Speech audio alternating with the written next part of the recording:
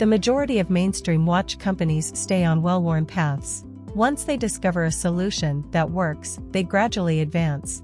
Of course, Tudor is no exception to this, having placed a significant emphasis on functional timepieces since releasing the Black Bay line in 2012.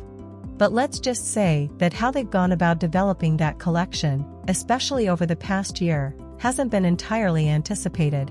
Many of us had been begging for the Black Bay Pro in one way or another, but Tudor's choice on how to make the watch still managed to surprise us when it was finally released.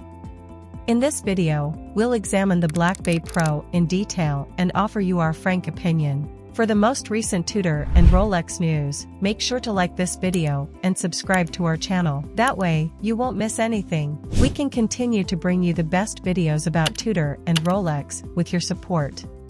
One of Tudor's greatest watches, the Black Bay Pro, has a stainless steel case, matte black dial, and stainless steel band. Like the majority of Tudor watches, it contains an MT5652 caliber, ceramic lume, a domed sapphire lens, and is water resistant to 200 meters. The watch measures 39 x 47, 2 mm in size, and is 14, 6 mm thick. And all of this for just $4,150. The Black Bay Pro is the start of a new line of watches that will be part of the Black Bay family. And although we've had terrible luck guessing what Tudor will do next, we think there will eventually be more watches with the Pro appellation. A Ranger Pro or a Pelagos Pro will there be? Or will it merely exist within the Black Bay range and house specialized solutions to problems that are typically commonplace? Then again, what exactly qualifies a watch as Pro in the first place? Whatever the outcome, the Black Bay Pro is a welcome addition to the canon of Black Bay references, which, according to our count, now numbers 114 variations across all collections, and it works best when viewed independently of the Black Bay family's larger context and baggage. It is unfamiliar and cozy while also being different and in some ways distinctive. This is, by and large, one of the most compelling and wearing Black Bays to date. It is not without flaws, and there are some peculiarities that won't be for everyone.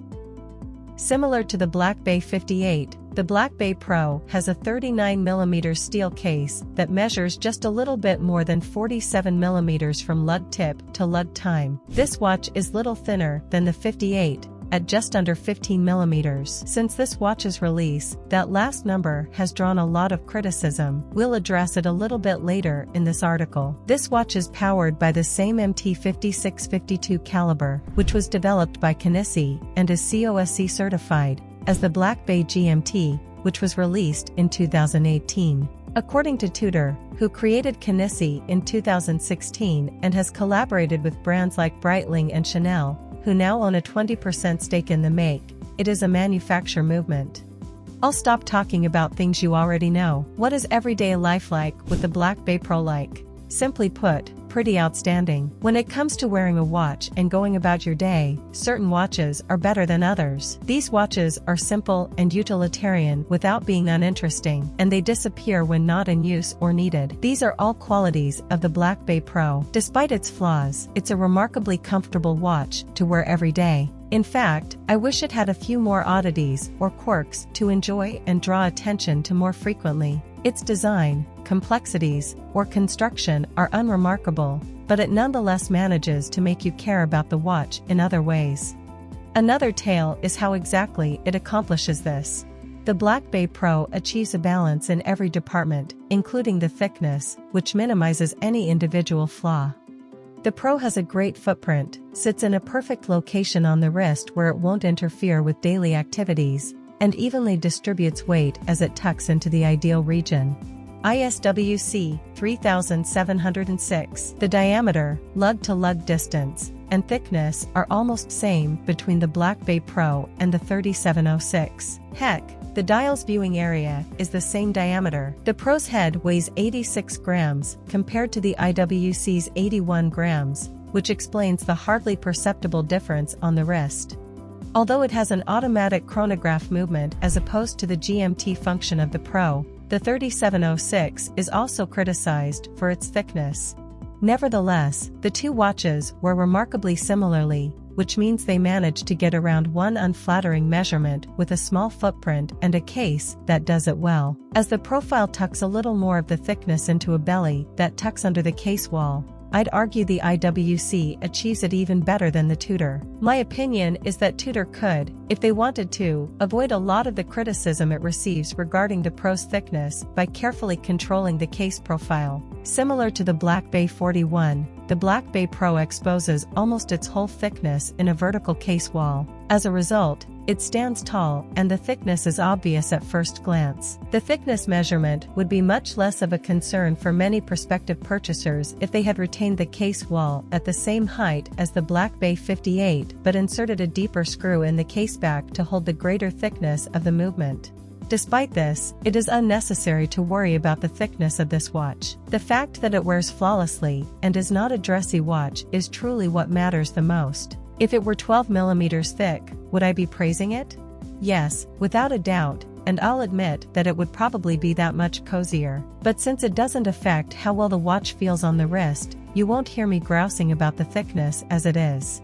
It is what it is, and I don't let it bother me. If this is the only factor making you unsure about the watch, I'd advise you to find a method to wear it before you completely dismiss it. The Rolex Explorer 2 is, of course, the comparison point that is most clear when discussing the Black Bay Pro. This watch has a fixed steel bezel with a 24-hour hand and a 24-hour marker. As soon as the watch was released, social media users immediately compared it to the renowned reference 1655, Rolex's first Explorer 2 that was unveiled in 1971. The watch was given the moniker Freccian, which is Italian for arrow, because of its striking orange 24-hour hand in the shape of an arrow and its somewhat unconventional dial design. When you look closer, they are quite different. Despite having the superficial likeness of a fixed steel structure with vertical bars dividing the 24-hour portions. While the Pro's bezel definitely draws inspiration from the 1655, the rest of the watch, if anything, feels more in line with more contemporary 5- and 6-digit Explorer 2 references. The 12 o'clock position is marked by a big triangle, but the Pro is every bit the Tudor that it is because to the circular hour markers, snowflake hands, and lack of features like crown guards and a cyclops. The 24-hour hand falls somewhere between orange and yellow, but it's not quite either. When combined with the matte black dial, the color of the hands and hour markers has a somewhat muted or desaturated feel that adds an artistic element that's very challenging to describe in words, or even in pictures, for that matter. The feeling is worn and perhaps a little heated, but the appearance is not old. It treads a narrow line in this area, but I believe it pays off. I genuinely adore the 1655's dial style, and this is just the kind of quirky quality that Tudor should emphasize with watches like this. Comparing the Pro to Black Bay watches from the previous 10 years, the Pro's dial components appear a little dated. The shape of the hands and markers has seen plenty of wear by this point, but they still function and aren't offensive. Given that Tudor is starting a new family, possibly, with this watch and the Pro moniker, I'd say it's time to experiment in that area. Every time the subject is brought up, a statement along these lines always follows. 4- and 5-digit references were so much better than modern references. Undoubtedly, this is the case, but the generalization is incomplete. While handling the 1655 and many other antique sport watches, you'll note the large case proportions and enjoy the aging to a certain extent. They frequently lack the physical solidity of a well-built current watch,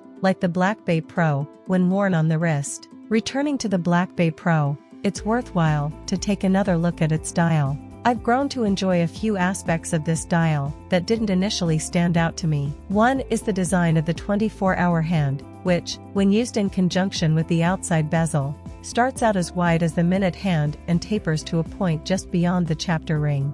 In contrast to the Black Bay GMT, the hour markers are not blocked by the square, diamond, or snowflake shape, and the passing seconds hand nestles nicely against that shape for a brief period of time as it passes. It is completely clear to see the hands and their positions thanks to the seconds hand's counterweight, which has the same matte black coating as the dial. Maybe it's because of these particulars that it has been given the Pro label. With this watch, Tudor clearly exercised discipline and chose a path that puts it above the level of a simple throwback.